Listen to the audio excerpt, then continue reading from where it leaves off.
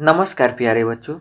आज आप लोग अध्ययन करेंगे राष्ट्रीय आय एवं योग्यता आधारित परीक्षा का कुछ इम्पॉर्टेंट विज्ञान का एमसीक्यू, जिसे आप लोग अच्छी तरह से पढ़िए ताकि एग्जाम में अच्छा से अच्छा नंबर आए। तो जिसमें से पहला है, निम्नलिखित में से पाचन एंजाइम नहीं है, यानी पाचक एंजाइम नहीं है। तो इसमें जो है इंसुलिन, यह एक पाचक एंजाइम नहीं है। अगला, पित्तरस स्रावित होता है। तो पित्तरस जो है वह यकृत में यानी यकृत में स्रावित होता है। तो दूसरा का ऑप्शन डी सही है। अगला प्रश्न, स्वस्थ दांतों और हड्डियों के लिए आवश्यक खनिज है। तो स्वस्थ दांतों और हड्डियों के लिए आवश्यक जो खनिज है वह कैल्शियम होता है। तो तीसरा का ऑप्शन बी सही है। फिर अगले प्रश्न की ओर चलते हैं। तो इसमें अगला प्रश्न है कि पत्तियों में भोजन किस रूप में एकत्रित होता है। तो पत्तियों में जो भोजन है वह स्टार्च के रूप में एकत्रित होता है। तो इसमें चौथा का ऑप्शन डी सही है। अगला प्रश्न, पौधे हमें किस क्रिया द्वारा ऑक्सीजन प्रदान करते हैं। तो पौधे हमें प्रकाश संश्लेषण की क्रिया द्वारा ऑक्सीजन प्रदान करते हैं। तो पांचवा का ऑप्शन डी सही है। अगला प्रश्न, वृद्धि के कारण जीव में परिवर्तन होता है। तो वृद्धि के कारण जीव में क्या परिवर्तन होता है। तो उसके आकार और आयतन में परिवर्तन होता है। तो छठवां का ऑप्शन सी सही है। अगले प्रश्न की ओर चलते हैं। तो इसमें कोशिका में अतिरिक्त ऊर्जा का संचयन होता है।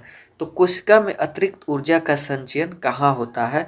तो एटीपी अणुओं के रूप में होता है। तो इसमें सातवां का ऑप्शन ए सही है। अगला प्रश्न, हाइड्रा अपना भोजन प्राप्त करता है। हाइड्रा अपना भोजन कैसे प्राप्त करता है, क्योंकि उसके मुंह पैर ये सब नहीं होते हैं।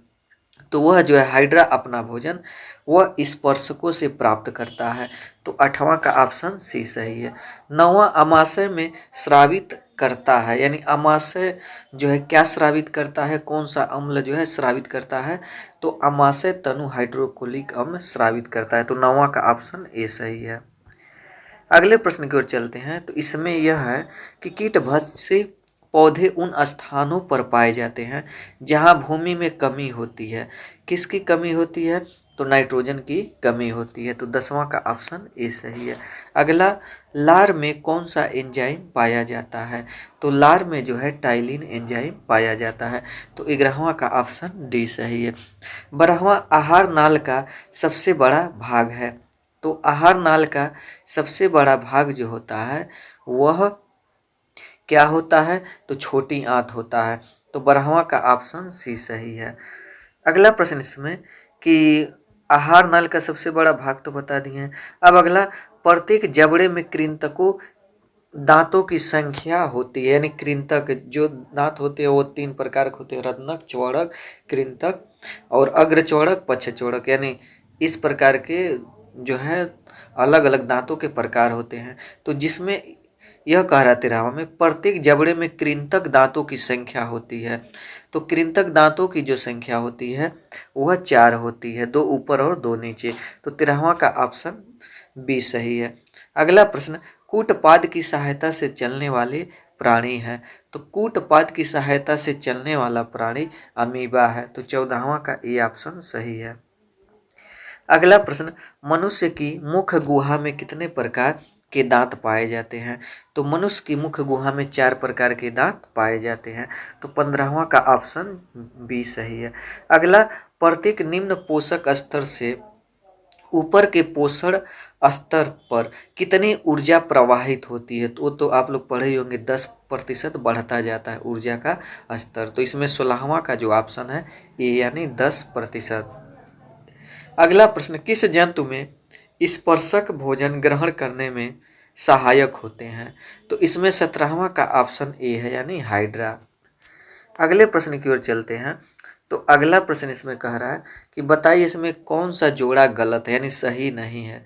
कौन सा जोड़ा गलत है उसे बताना है। तो इसमें जो है लार पाचन करता है, तो सही है, क्योंकि कुछ जो है भाग मुंह में भी पाचन हो जाता है। अगला, त्वचा संवेदी अंग है, सही है। फिर वृक्क प्रजनन अंग है, नहीं, वृक्क प्रजनन अंग नहीं है। तो इसमें गलत ऑप्शन कौन है, सी है। तो इसलिए इसे टिक लगा देंगे। अगला भोजन का पाचन होता है। भोजन का पाचन कहाँ होता है, तो भोजन का पाचन जो है वो बड़ी आंत में होता है। तो 19वां का ऑप्शन डी सही है। अगला प्रश्न की ओर चलते हैं। तो इसमें अगला प्रश्न है, कौन सा अंग अमीबा को भोजन ग्रहण करने में मदद करता है।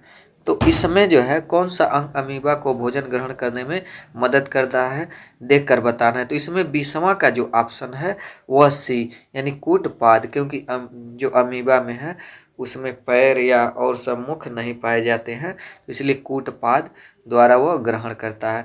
अगला, खरगोश में आहार नाल का कौन सा भाग सेलुलोज के पाचन से संबंधित है। तो इसमें 21 का ऑप्शन जो है वह है सी यानी सीकम।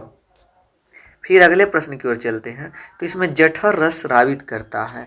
जठर रस क्या स्रावित करता है, तो जठर रस जो है वह आमाशय नहीं सॉरी जठर रस स्रावित होता है। कहाँ से स्रावित होता है, तो यह आमाशय से स्रावित होता है। तो इसमें 22 का ऑप्शन बी सही है। अगला, दूध में उपस्थित प्रमुख पोषक तत्व हैं। तो दूध में जो उपस्थित यानी प्रमुख पोषक तत्व होता है वो कैल्शियम होता है। तो 23 का ऑप्शन सी सही है। अगला, कीटों को पकड़कर अपना आहार बनाने वाले पादप का नाम है। जो यानी कीटों को अपना आहार बनाते हैं उसको क्या कहते हैं, तो इसमें 24 का ऑप्शन सी यानी घटपड़ी वो होता है। अगला इसमें प्रश्न में है कि यहाँ पर कि पित्तरस संग्रहित होता है। पित्तरस कहाँ संग्रहित होता है, तो इसमें 25 का जो ऑप्शन है सी यानी पित्ताशय में संग्रहित होता है। फिर उसके बाद अगला, अमरबेल उदाहरण है। अमरबेल किसका उदाहरण है, तो अमरबेल जो है परजीवी का उदाहरण होता है। तो 26 का ऑप्शन बी सही है। अगला इसमें प्रश्न कि निम्नलिखित में से किस अंग की भीतरी सतह पर रसांकुर पाए जाते हैं। तो इसमें 27 का ऑप्शन बी यानी क्षुद्रांत्र पर रसांकुर पाए जाते हैं। तो 27 का ऑप्शन बी सही है। अगला इसमें कि पित्तरस उत्पन्न होता है। पित्तरस कहाँ उत्पन्न होता है, पित्ताशय में यानी पित्तरस उत्पन्न होता है पित्ताशय में, यकृत में, रक्त में, प्लीहा में। तो जो पित्तरस है वो यकृत में उत्पन्न होता है। तो 28 का ऑप्शन बी सही है।